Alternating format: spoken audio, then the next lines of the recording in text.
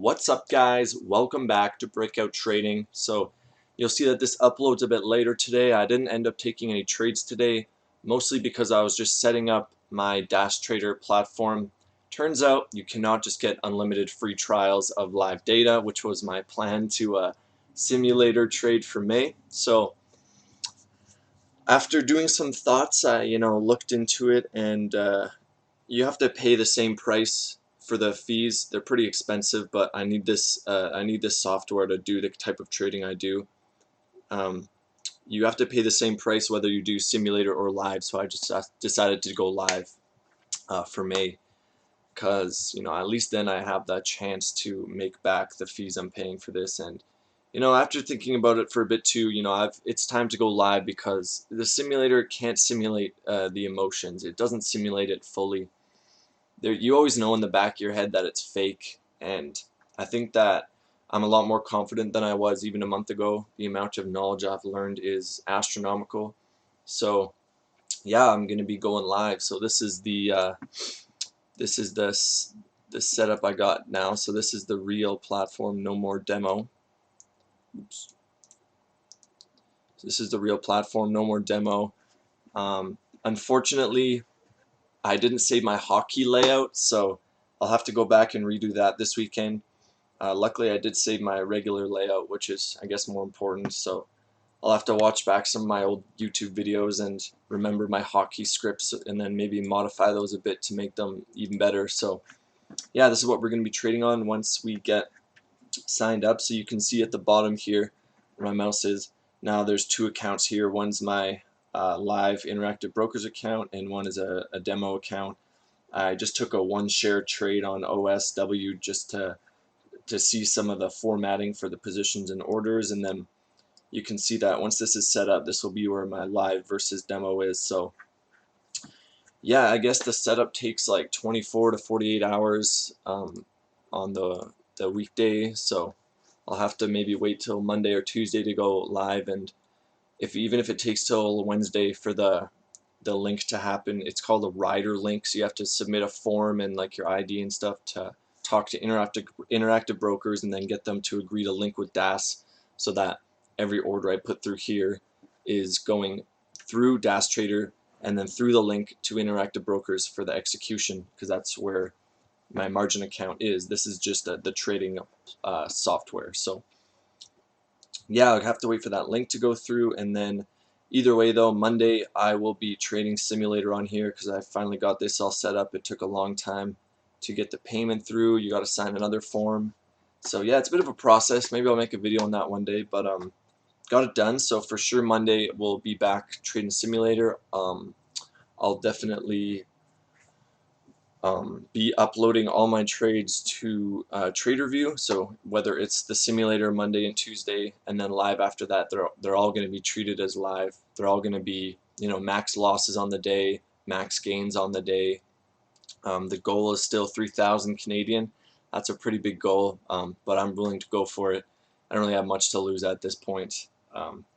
Yeah, this is what I'm committing to, so let's just give her. So anyways, that's the whole trading DAS Trader interactive brokers link going on. Also, I realized my monitors were really high up, so I figured that I could actually make a bit of a standing setup here too, which is kind of cool. So obviously I'll replace the boxes with something else a bit more proper, but maybe in the mornings I could stand for the open, and then once my legs get sore, sit down. And either way, one thing's getting sore, either my neck or my legs, so I guess we can just swap between the two, because yeah, because the monitors are so high. But it works out. I kind of like the standing setup. It's pretty sweet. Yeah, so that's interactive brokers, DAS Trader. That's the setup. And then the last thing I want to talk about was actually what I used to trade a lot, and what actually originally got me into trading was is a Bitcoin. So you can see that for almost a whole year since last year summertime, we've been kind of in this megaphone structure. This, I don't know what this is called, but it's like a descending megaphone structure. I don't even know if this is a proper formation. It looks kind of like a bull flag too, so you could actually technically take like a measured move, and it would probably that's where kind of my target's based off of, is that if this resistance line breaks that we've been butting our heads up against ever since the top and in December 2017, butting our heads up against this. Once we break this, it's going to be pretty big move in my opinion. No matter how overbought or oversold it is, it won't be a 1-day move or a 2-day move. It'll probably be about a 2 or 3 month move, and that could possibly be fueled by the halvening, which I don't really get the hype around it. Everyone knows that it's coming for like 5 years ago. It's written in the code. It's not like anything cool even happens. Like the transaction speeds don't get faster. Nothing gets like unlocked or anything. The only thing that happens is the new supply being generated by the miners gets cut in half. But yeah, I don't know. Like it's cool, but it's not like groundbreaking. But anyways, markets can be irrational, and whether the news is gonna make the pump happen or whatever it is, if this resistance line breaks, I'll definitely be looking for a long with a max target of 20K. Probably get rid of at least half the position, around 14K. So yeah, that's just something to look at in like more of a rare opportunity. I definitely think that trading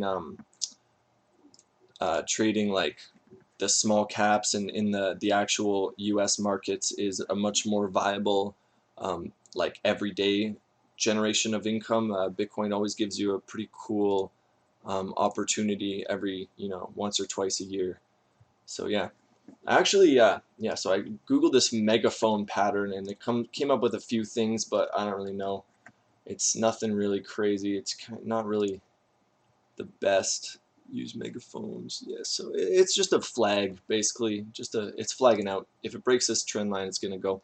I actually like to use this chart as my kind of history of being a trader. I remember the first time I ever saw a candlestick, ever looked at a chart, was right here on December. It was Christmas time, right when Bitcoin hit 20K, and that was the first time I downloaded Coinbase and I looked at a chart for the first time. I'd never looked at the S&P or anything before, and I was like, wow, like you could have bought this thing way in even just in October, and where's October? Yeah, you could have bought this thing down here and just made a ton of money, and that was what originally got me interested first into Bitcoin. Got super into that, and then I realized I didn't actually love Bitcoin that much. I didn't love just buying and holding it. I love trading it, so that's what got me from um, uh,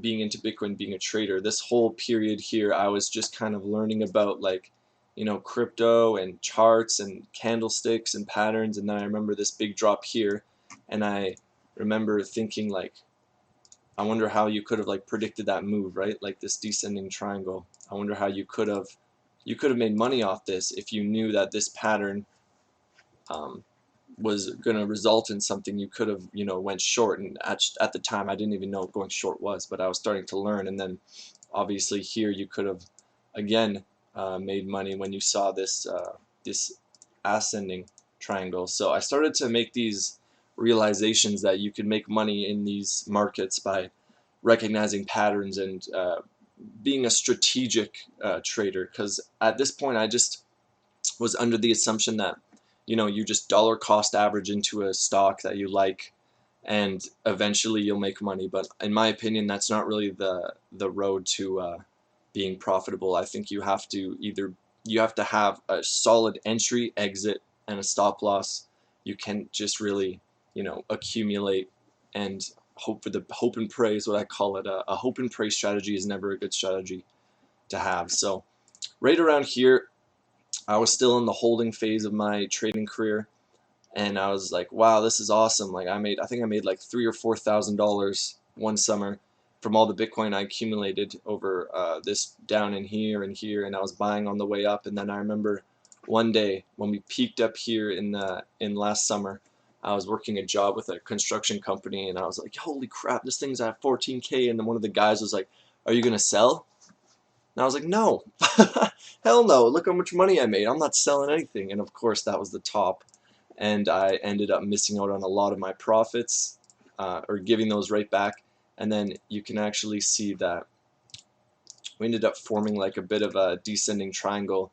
in this phase, and I was still accumulating here, ready for the next push higher, and it dropped. And at this moment, at this drop, after I lost a big portion of my gains from that summer, I realized I really wanted to get into trading, and whether that be stocks or crypto or Bitcoin. So that's when my journey began of actually saying I need a strategy of how to trade. I need to learn support and resistance. And then at this point, I actually purchased this guy named Steve Courtney's Crypto Crew University, his classes, and they really helped me. He has a bit of a different strategy than I use now, though. He's more of like a long-term swing trader strategy. Um, Excellent classes, highly recommend.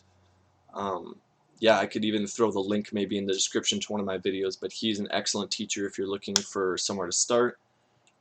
Yeah, and then anyways, ever since then, I've just been doing my studies, and right around January, February, that's when I started learning about the stock market. What is the S&P? What makes up the S&P? What is a tape? How do you read a level 2? All the technicals, and then ever since then, I've just been going for it. So yeah, that's about it for today. I kind of just rambled on about my history as a trader, but I figure if I'm going to keep making these videos, you guys may as well know where I'm coming from. So anyways, that'll be all for today.